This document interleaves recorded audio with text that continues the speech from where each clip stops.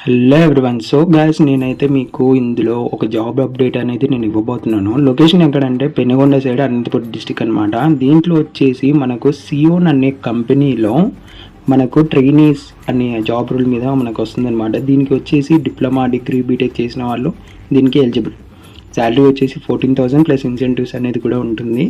దీంట్లో వచ్చేసి మనకు ఫుడ్ ఫ్రీ అండ్ ట్రాన్స్పోర్టేషన్ కూడా ఫ్రీ అనమాట. మీ ఫ్రెండ్స్ అండ్ ఫ్యామిలీస్కి కూడా దీన్ని షేర్ చేయండి.